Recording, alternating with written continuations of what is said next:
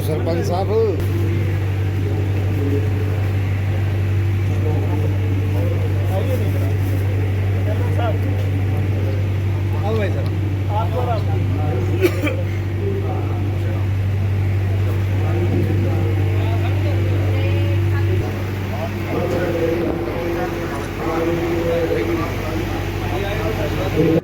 पहुंचे हैं उनका स्वागत करो तालियों से। हमारे भाई शांति स्वरूप जी का सभी ने तालियां करना है, स्वागत है।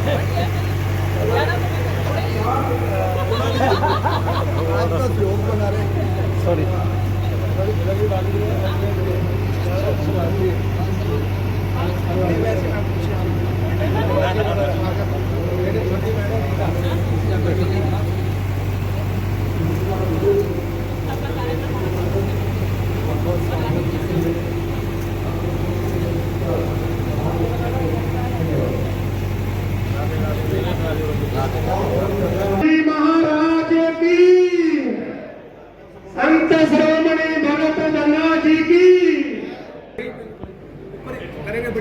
बहुत बहुत धन्यवाद। और मैं सरपंच एसोसिएशन प्रधान दीप सिंह जी और उनके साथियों का बहुत धन्यवाद करता हूं। उन्होंने हमारी संस्था को 31,000 रुपए दान दिए हैं। बहुत बहुत धन्यवाद सरपंच दीप सिंह जी, सरपंच एसोसिएशन प्रधान। हमारे बीच सरपंच लखविंदर सिंह जी जिडी से और उनके साथी पहुंचे हैं, उनका स्वागत करते हैं। मदन जी लाखड़ा जी, मनदीप जी फूलका से पहुंचे हैं, उनका स्वागत करते हैं। हमारे बीच सरदार सिंगारा सिंह जी, सरदार अमरिंदर सिंह जी, कामल सिंह जी राही, सुखविंदर सिंह जी, शरणदीप सिंह जी, हरविंदर सिंह। अब अगली कार्रवाई डॉक्टर महेंद्र गंगड़ जी करेंगे।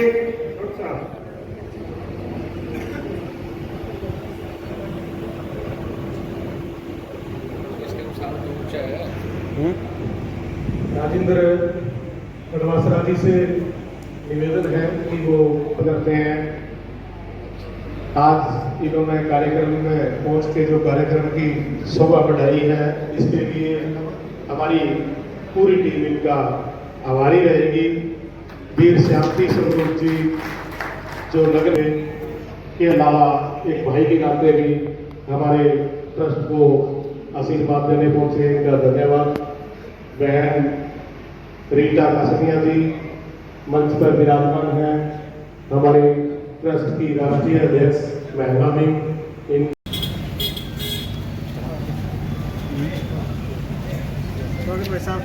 मुकेश सरपंच आपके हम पर स्वागत है जी। आए किस क्वालिटी जो है राम निवास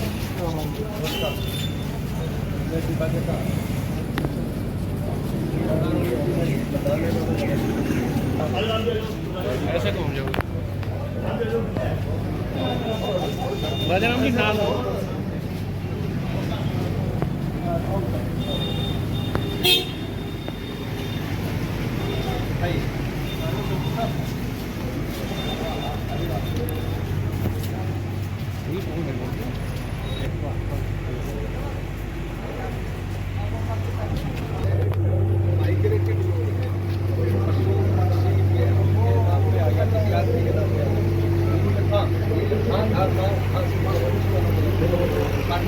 आपके बीच में पहुंचे हैं, आपके बीच में पहुंचे कर प्रताप सिंह जी जो माननीय कृष्ण जी बेदी के सुपुत्र हैं, आपके बीच पहुंचे हैं। मैं बहुत बहुत स्वागत करता हूं और निवेदन करता हूं मंचासीन संरक्षक व अध्यक्ष जी से कि कृपया करके दीप प्रज्वलन का कार्य आज प्रधान जी आज कसनी मैडम आज आगे आज पुनिया जी अपने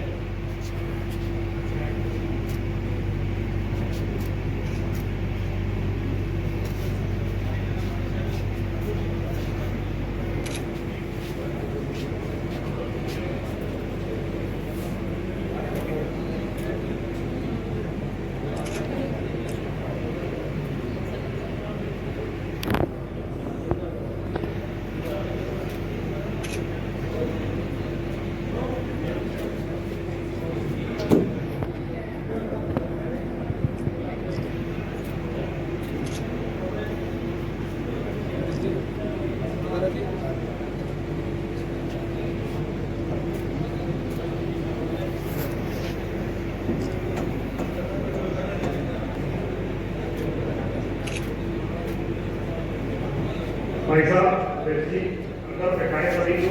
राजा दूबी जी भी हमारे साथ ही आए हैं, वो भी मिलते अंदर में।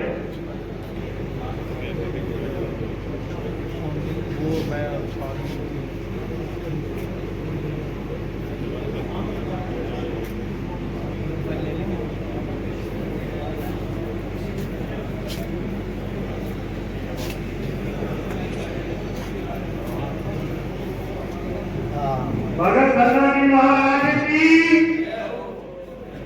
बहुत बहुत धन्यवाद। विनती करूंगा कि वो आए और सम्मान करें बुके दे, और चेयरमैन साहब का और हमारे भाई करण जी का।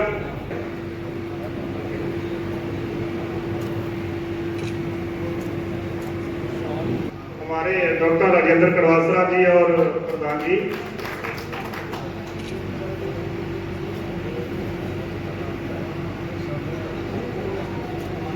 मैडम कैसे नहीं है थोड़ा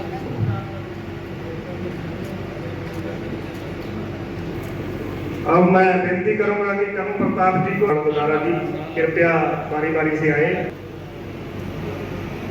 आ जाओ प्रधान जी ऐसे लग जाओ। डॉक्टर महेंद्र गर्जर जी कृपया। हाँ लोई रहेगी जी। सिंह साहब नाल हो जाओ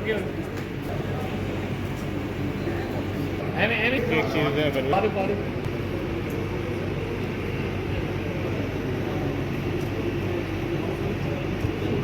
बहुत बहुत धन्यवाद।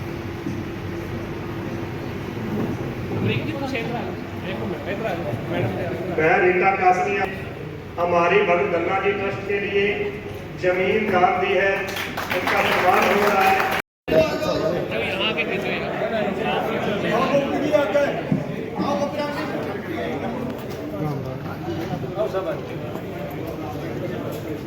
भगत धन्ना जी महाराज की जय हो। भगत धन्ना जी की जय हो। भगत धन्ना जी की जय हो। पुस्तक का विमोचन करें और डॉक्टर साथ में हो आप। भगत धन्ना जी महाराज की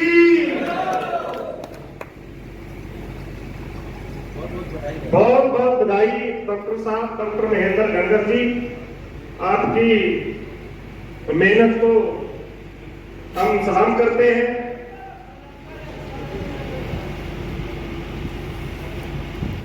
सभी समाज ने देखा भाई, रविदास जयंती भी है, वाल्मीकि जयंती भी है, कबीर जयंती भी है, बाबा साहब को भी हम याद कर लेते हैं, गुरु नानक देव जी को याद कर लेते हैं। तो भाई जाट समाज बोला भी हम तो रह गए। फिर जाट समाज को याद आया भाई हमारा एक बहुत बड़ा धन्ना भगत संत ऐसा हुआ है कि जिसने अपने पराक्रम से, जिसने अपनी भक्ति से धरती के ऊपर एक पत्थर के अंदर परमपिता परमात्मा को उतार दिया था। तो उन्होंने ये निर्णय किया कि हम आगे से धन्ना भगत की जयंती मनाएंगे। और हमारे राजेंद्र कड़वासरा जी का तो और भी ज्यादा उनके प्रति मैं देखती हूँ आस्था और विश्वास, जिसके चलते उन्होंने एक साल के अंदर अंदर ये इतनी बढ़िया ट्रस्ट खड़ी कर दी है कि जिसके अंदर सर्व समाज एकत्रित है। मैं हैरान हो रही हूँ कि पंडित जी शर्मा जी भी हैं यहाँ पर, हमारे मट्टू जी भी हैं यहाँ पर, कंबोज साहब भी हैं यहाँ पर।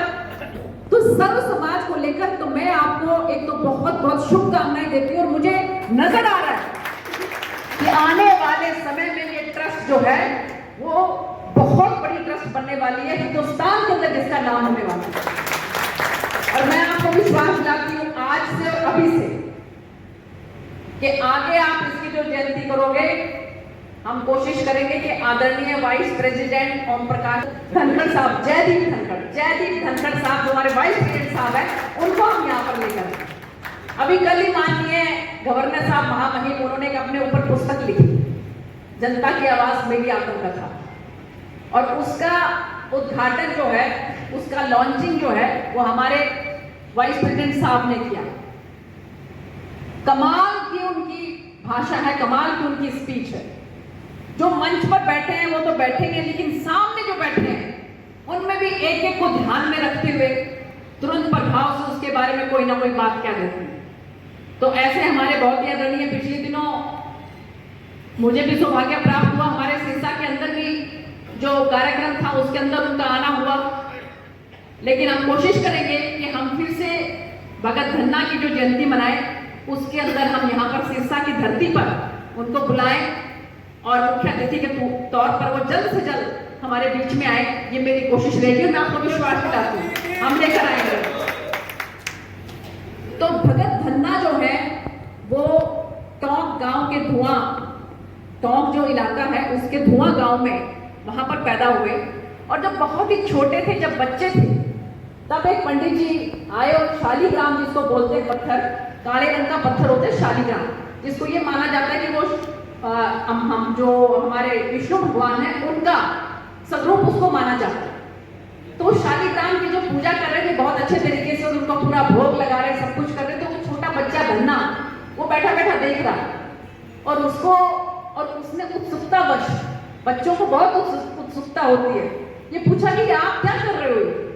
तो बताया कि ये शालिग्राम जो है ये विष्णु भगवान है और मैं इनकी पूजा कर रहा हूँ, इनको सारा इनका जो है नित्यक्रम सुबह से लेकर शाम तक करता हूँ, इनको भोग लगाता हूँ। तो कहते कि क्या ये भोग खाते हैं? कहते हाँ बिल्कुल, आपके मन में विश्वास होना चाहिए। तो उन्होंने कहा कि ये मुझे दे दो आप। उन्होंने पहले तो मना किया, लेकिन उसके बाद उन्होंने उस पत्थर को ले लिया और उस शालिग्राम की उन्होंने, आप ये देखिए कि इतने भक्ति भाव से, परमात्मा जो है, भगवान जो है वो आपके भाव का भूखा है, इतने भक्ति भाव से उन्होंने उसकी पूजा की कि उनको भोग लगाने के लिए बैठे।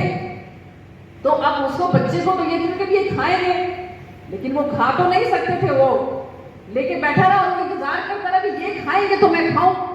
एक दिन बीत गया, 2 दिन बीत गया, और वो छोटा सा बच्चा जब भूखा रहा तो भगवान को उतरना पड़ा, ये बच्चा भूख से मर जाएगा। और परमात्मा जो है वो एक स्वरूप बनाकर वहां पर आए और आके उन्होंने कहा कि हाँ मैं ही हूँ, ला ठीक है अब तो मुझे भोग लगा दो।